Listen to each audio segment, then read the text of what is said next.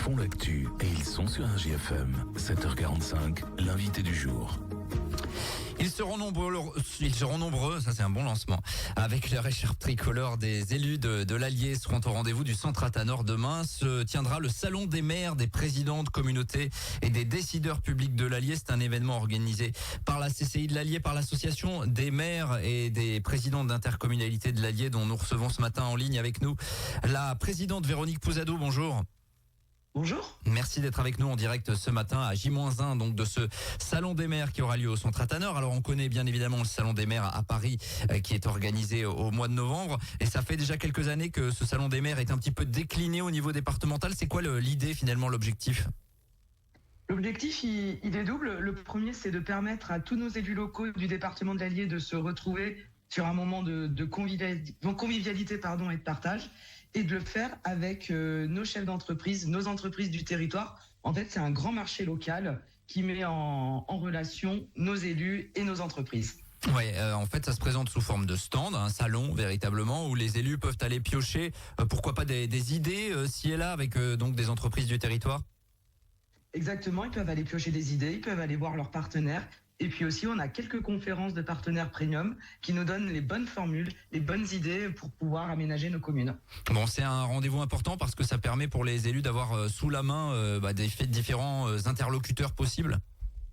Oui, c'est un rendez-vous important, ça permet d'avoir tous les interlocuteurs sous la main et surtout d'être pragmatique, d'être dynamique et puis d'avoir tout sur place et surtout cette rencontre humaine qui est important, surtout en ces périodes de crise. Ça permet de prendre ce temps de se voir et de discuter. Ouais, effectivement, on va en parler dans un instant parce qu'il y a cet aspect pratico-pratique finalement avec ces exposants. On peut citer quelques exemples alors de domaines d'activité qui sont représentés finalement et qui sont des ressources pour les élus pour leurs futurs travaux, leurs futurs investissements. Oui, vous avez toutes les entreprises de travaux publics, vous avez toutes les entreprises d'aménagement d'espaces verts, que ce soit l'informatique, que ce soit l'assurance, que ce soit le bien manger dans les cantines, que ce soit nos partenaires traditionnels et institutionnels, hein. Ce sont le SDE, la TDA, des gens qui viennent nous aider à investir. Voilà, que ce soit le groupe La Poste, hein, qui est un partenaire premium, on peut le citer. C'est vraiment tous ces interlocuteurs qui font que on peut manger dans les cantines, on entretient nos espaces verts, on fait de la sécurité.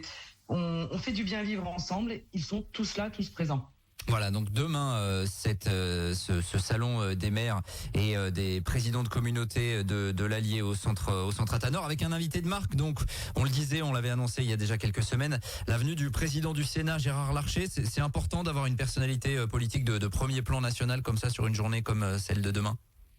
Oui, c'est important d'avoir une personnalité qui nous permette de réfléchir. Cette année, c'est le président du Sénat. C'était important pour nous de l'avoir parce que c'est le deuxième personnage de l'État, mais surtout, il est président de la Chambre qui représente les territoires, qui défend le budget des collectivités territoriales, qui a besoin aussi de savoir ce que l'on vit au local. Donc c'est important d'avoir ce témoignage du président du Sénat et de voir quelle direction au niveau national il prend pour défendre les collectivités territoriales et surtout la ruralité avec nos problématiques, que ce soit nos ponctions dans nos budgets, que ce soit la carte scolaire, tout cet aménagement qui fait notre bien-être et qu'on aime nos 317 communes. Bon, vous parliez du contexte, on sait lequel il est, hein, on l'entend tous les jours sur cette antenne avec les flashs d'information nationale évidemment.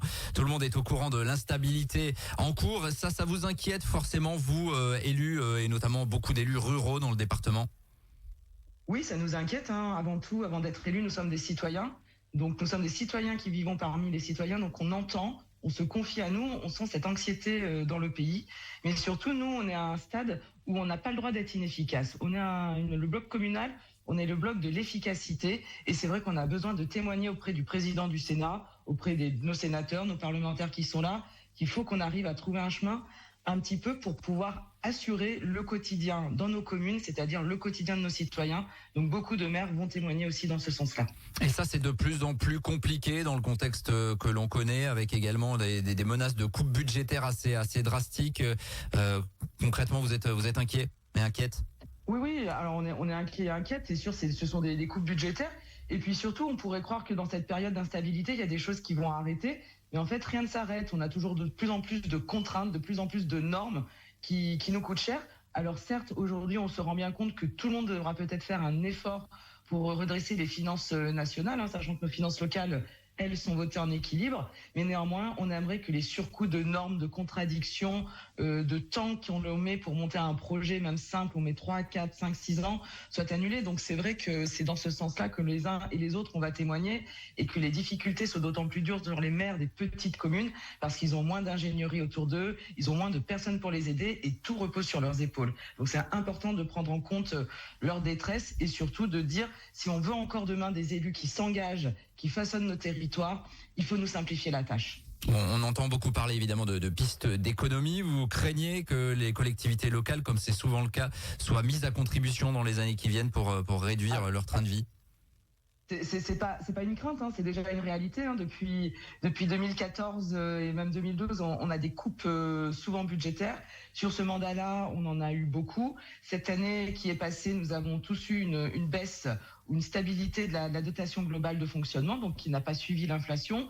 On a eu des prélèvements, des ponctions complémentaires, et la présentation du budget qui a été faite aux collectivités territoriales hier à Paris prouve que l'effort qui nous est demandé sera bien plus supérieur.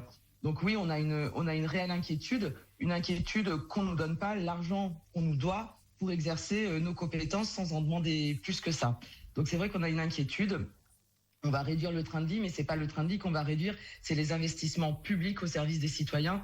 Donc on va pouvoir peut-être bloquer l'économie française, et c'est ça qui est important à dire, c'est que si nous on n'investit pas, la commande publique ne fonctionne pas, et c'est tout le tissu d'entreprise qui ne va pas.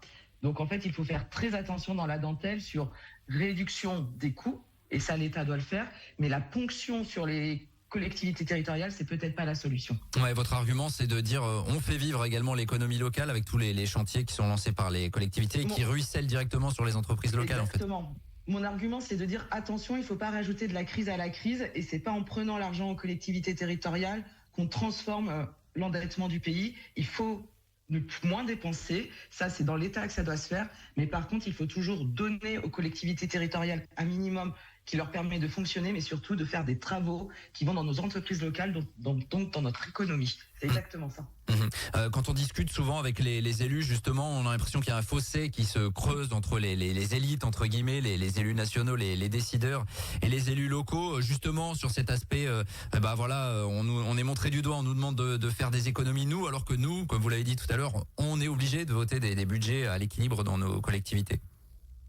Oui, nous, on nous explique qu'il faut faire des économies, mais en fait, dans les 317 communes de l'Allier, je parle de manière assez certaine, il n'y a pas un train de vie démesuré, il n'y a que des économies.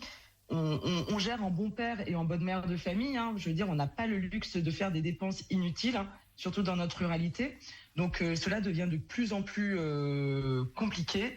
Et je crois que c'est un mauvais chemin. Donc c'est vrai qu'il y a un gouffre qui se fait entre le national et entre le local. Donc avoir le président du Sénat, c'est aussi dire attention, on représente les territoires. La ruralité, c'est important, ne nous tuez pas. Alors dans ce contexte, évidemment, il y a des élections qui arrivent, les élections municipales 2026 au mois de mars prochain. Il y aura d'ailleurs un atelier que l'association des maires de France de l'Allier consacrera à cette thématique demain après-midi à destination des élus. Dans ce contexte, est-ce que oui ou non, Véronique Pouzadou, dans l'Allier, vous avez des craintes sur le fait qu'il manquera peut-être dans certaines communes des élus tout simplement pour se présenter aujourd'hui parce que ils sont un peu refroidis, on va dire, par tout ce qui se passe? Alors, c'est certain que les maires se questionnent à repartir avec leurs équipes municipales parce que la tâche est compliquée et on sait que les choses vont être de plus en plus difficiles. Néanmoins, on se rend compte qu'il y a un discours de responsabilité. Les équipes municipales autour de leurs maires s'engagent et parfois se disent on ne souhaitait pas forcément repartir, mais on va repartir parce que la commune mérite qu'on s'occupe d'elle. Donc en fait, je ne ressens pas forcément une grande inquiétude au niveau du département de l'Allier. On a à peu près 30 à 40% de nos maires qui ne se représenteront pas, mais c'est à peu près les chiffres qu'on en avait dans les précédents mandats. Par contre, il est vrai qu'on a une double complexification. Le changement du mode de scrutin à la dernière minute, voilà, ça fait des organisations dans nos équipes, des communes de moins de 1000 habitants. C'est une nouvelle organisation, donc il va falloir se préparer et préparer nos concitoyens à voter différemment, ça c'est une chose. Et la deuxième chose, peut-être que les maires vont repartir, mais ce qu'il faut faire attention, c'est c'est de faire 6 ans le mandat. Donc ce qu'il faut, c'est qu'on n'ait pas de démission en route. Donc on a un vrai challenge en 2026 après les élections, c'est d'arriver à stabiliser nos maires, à les sécuriser dans l'exercice de leur mandat pour que cet engagement ne s'épuise pas. Vous parliez du changement de mode de scrutin pour les petites communes, notamment ce sont des listes paritaires également. Et puis il y a également le mode de scrutin qui évolue. On votera pour des listes entières et pas possibilité de panachage. Ça, vous le disiez, ça change pas mal de choses. Ça change pas mal de choses parce que ça change la configuration de certaines équipes et qu'il faut une parité. Donc en fait, parfois on a trop de femmes, parfois on a trop d'hommes, donc il faut arriver à équilibrer tout ça. Il faut aller convaincre de nouveaux citoyens et en l'occurrence de nouvelles citoyennes qu'elles peuvent s'engager, qu'elles ont les compétences de s'engager. Donc ça demande un peu de temps d'aller convaincre. Et puis surtout, pour nos concitoyens, ça va changer le mode de scrutin où ils ne pourront plus rayer et noter les noms. Il faudra voter liste entière. Donc c'est une appropriation citoyenne. Sur les premiers modes, ça change. Parfois, ça peut faire quelques contraintes. Donc, il faut passer ce cap pour dire que c'est pas moins de démocratie, mais c'est une démocratie qui s'exprime maintenant de manière uniforme sur tout le territoire. Et il sera question de tout cela, des pistes d'économie et effectivement de certaines inquiétudes, des investissements également, avec la venue du président du Sénat, Gérard Larcher, demain, à l'occasion de ce salon des maires, des présidents de communautés et des décideurs publics de l'Allier. C'était à Tanor. Vous savez combien on attend d'élus à peu près? Plusieurs milliers peut-être? Non, alors pas plusieurs milliers, on a à peu près 500 élus qui sont inscrits sur nos 317 communes, donc une belle représentation. Voilà. Je me suis un peu enflammé. Effectivement, 500 élus en tout cas qui seront réunis à Tanor. Véronique Pouzadou, merci d'avoir été avec nous ce matin. Merci à vous. Présidente de l'association des maires de l'Allier, élue également, représentante au niveau national également de l'association des maires et maires de Ghana. On suivra donc ce salon bien évidemment demain à Tanor. Merci d'avoir été avec nous. Nous on continue en direct. Il est 7h56 et le flash c'est dans 5 minutes. À tout de suite. Tous les matins, 7h45, l'invité du jour en direct sur RJFM. Retrouvez l'invité du jour en podcast sur rjfm.net et l'appli RJFM, mais aussi en replay vidéo sur YouTube et Facebook. RJFM.